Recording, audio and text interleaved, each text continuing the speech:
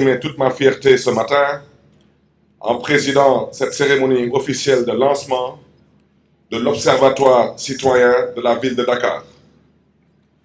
Dans nos pays en développement, conduire la destinée de nos collectivités territoriales demeure un exercice difficile et délicat. En effet, nos villes sont quotidiennement le théâtre de plusieurs inconsistances affectant considérablement la qualité de la fonctionnalité territoriale.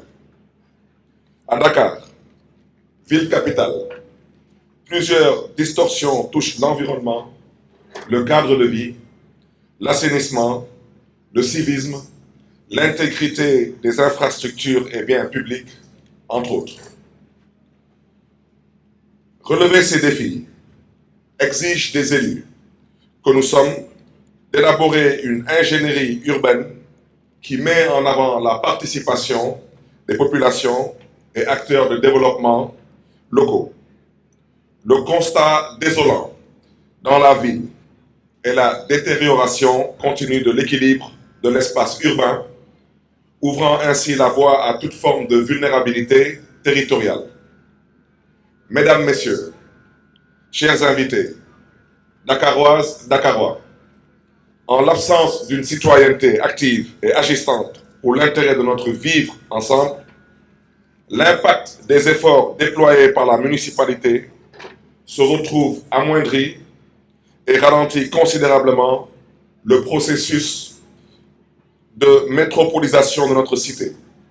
Au moment où les villes africaines sont appelées à relever le défi de leur transition en vue d'une transformation de notre continent. Ce constat m'a amené, en ma qualité de maire de la ville de Dakar, à proposer un programme de développement territorial qui repose sur une vision mettant en avant la construction d'une intelligence collective dans la gouvernance urbaine. Je veux nommer Dakar Benni Bokk, qui privilégie une démarche participative et inclusive. Dakar Benni Bokk, Bokk Xalaat, Bokk Waxtaan, Bokk Tabax, Bokk Yéene, Bokk Yaakaar. Notre vision, dont l'épine dorsale est l'engagement citoyen de tous, afin de garantir l'atteinte de la finalité éthico-sociale visée par l'action publique locale, déclinait déjà deux axes majeurs centrés sur l'humain. Il s'agit, premièrement, de construire une gouvernance participative, inclusive et transparente, mais aussi et surtout investir dans le capital humain et dans l'économie de la vie.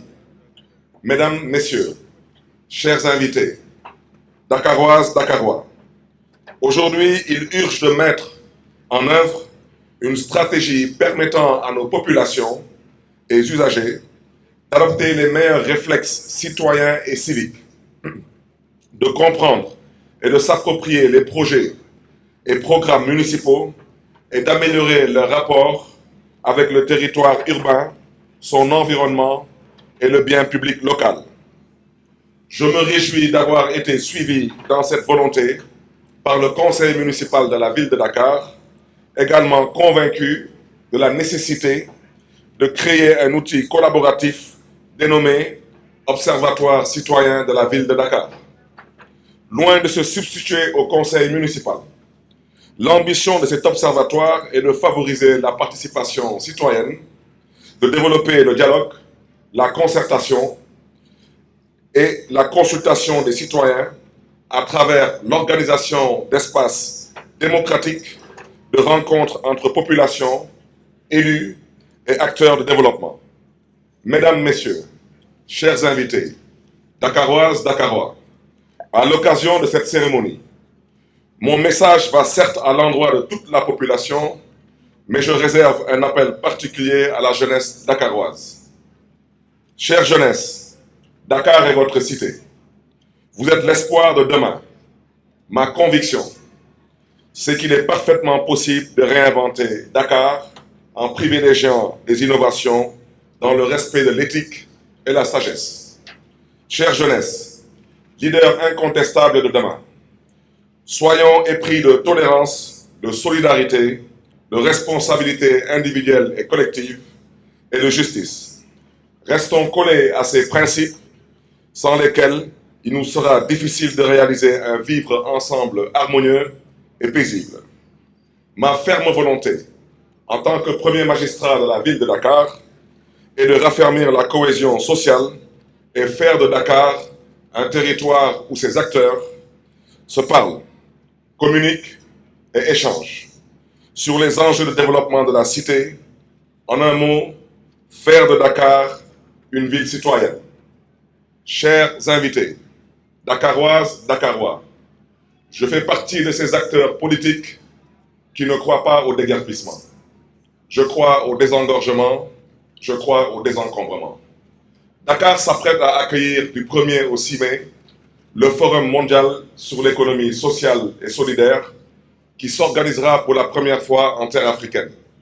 Les éditions précédentes ont été accueillies par des villes aussi prestigieuses que Dakar, Bilbao, Séoul, Montréal et j'en passe.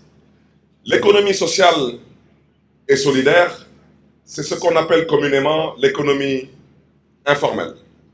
C'est en somme l'économie qui est exclue du système classique bancaire. C'est à peu près 75% de l'économie sénégalaise. Nous devons être fiers de qui nous sommes. Je ne pense pas qu'un Américain ou un Français viendra à Dakar pour visiter des centres commerciaux. De la même façon qu'ils visitent Marrakech, ils visitent Istanbul pour la beauté de leur souk, pour les réalités de leur terroir. Nous devons être fiers de ce que nous sommes en tant que peuple. Un peuple de débrouillards, un peuple de commerçants, un peuple digne, debout, fier de ce que nous sommes. Et à ce titre, j'invite cette jeunesse, j'invite ces femmes à comprendre que nous devons discuter, nous devons échanger, nous devons communiquer sur le Dakar de nos rêves. Les ambulants ont leur place dans Dakar, mais ces ambulants doivent comprendre que les Dakaroises et les Dakarois ont aussi le droit de marcher sur les trottoirs. Les charretiers, qui sont des Sénégalais, qui peut-être, de par le fait de l'échec des cumuls des différentes politiques publiques, ont eu à quitter leur terroir pour rejoindre la capitale, qu'ils comprennent qu'à Dakar, ce n'est pas moi qui le dis, c'est la loi qui le dit. Il est interdit de circuler en charrette à Dakar. Et à ce titre, ces charretiers doivent savoir que nous les accompagnerons à travers un programme de mise à disposition de tricycles pour continuer à pouvoir exercer leur métier qui leur permet de pouvoir subvenir à leurs besoins. Nous devons être en mesure aujourd'hui de réinventer Dakar, de réorganiser Dakar par le dialogue pour que chaque Dakarois, chaque Dakaroise puisse se retrouver dans un métier respectable, mais dans le respect de ce qu'on considère devant être une responsabilité pour tout un chacun vivant en milieu urbain. Aussi, me plaît-il de rappeler à toutes, populations, élus, acteurs de développement, que l'Observatoire citoyen de la ville de Dakar est votre patrimoine. Faites-en un bon usage en joignant l'utile à l'agréable dans un élan de convivialité et de citoyenneté dynamique au profit du Dakar Bignubok, notre bien commun. Mesdames, Messieurs, chers invités, Dakaroises, Dakarois, permettez-moi à ce stade de mon propos de remercier vivement tous les membres de l'Observatoire citoyen de la ville de Dakar qui ont accepté de s'impliquer de si belle manière dans le processus de construction de notre chère cité. Chers coordonnateurs de l'Observatoire citoyen de la ville de Dakar, professeur Djibi Diakhaté, vous êtes une fierté nationale. Je vous encourage et vous assure de mon soutien indéfectible dans cette noble mission, tout en vous demandant de rassurer vos éminents collègues de l'Observatoire que le conseil municipal de la ville de Dakar, que j'ai l'honneur de diriger, s'engage à vous accompagner dans cet exaltant exercice. C'est d'ailleurs pourquoi j'ai décidé de mettre à contribution des compétences et des expériences confirmées en désignant Madame Soham El Wardini, maire de la ville de Dakar, et M. Khalifa Ababakar Sall, maire honoraire de la ville de Dakar, présidente et président d'honneur de l'Observatoire citoyen de la ville de Dakar. Enfin, je voudrais encourager le service du dialogue citoyen et de l'accueil aux usagers, avec à sa tête notre collègue et frère, M. Vincent Gomis, qui se déploie toujours pour partager le concept du Dakar Bignubok avec les acteurs de la vie citoyenne de la ville de Dakar. Je l'encourage à continuer à persévérer dans cette voie.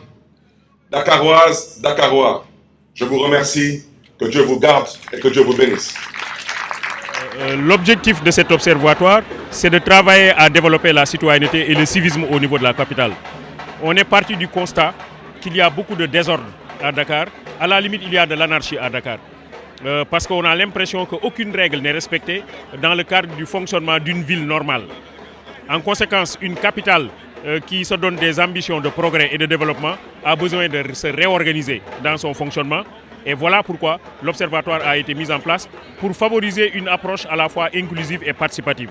L'idée est d'éviter de donner des ordres aux populations, mais c'est plutôt d'aller vers les populations à partir d'une approche participative et collaborative, d'échanger avec elles sur l'idéal que l'on veut de Dakar et voir comment travailler pour accéder à cet idéal-là.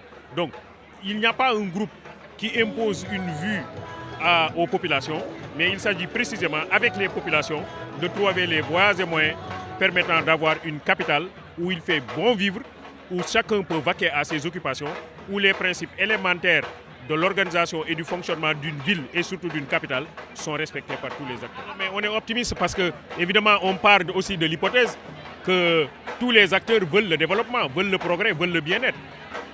La différence va être maintenant par quel chemin il faut passer pour accéder à ce progrès-là. Donc, l'idée est de rencontrer les populations, d'échanger avec elles et d'en faire des acteurs au centre du dispositif. Parce que jusque-là, on a noté que les approches sont plutôt des approches verticales ou descendantes, ça va du haut vers le bas. Maintenant, il faut changer peut-être de paradigme, que ça soit une approche plus horizontale et plus technique, moins politique, où on va discuter évidemment de questions qui concernent vraiment la cité et voir comment les gens peuvent s'approprier certains principes, en faire leur propre affaire et œuvrer dans le sens du développement de leur propre localité. Voilà, c'est donc, si vous voulez, une approche qui vise à développer la capitale, mais en partant du facteur humain. Parce que c'est bien de faire des infrastructures, etc., mais c'est bien aussi d'avoir un capital humain responsable, engagé, conquérant, volontaire, qui se dit que je veux changer l'ordre des choses, je veux faire en sorte que Dakar soit une belle capitale. Merci beaucoup. Allez, bon. Merci.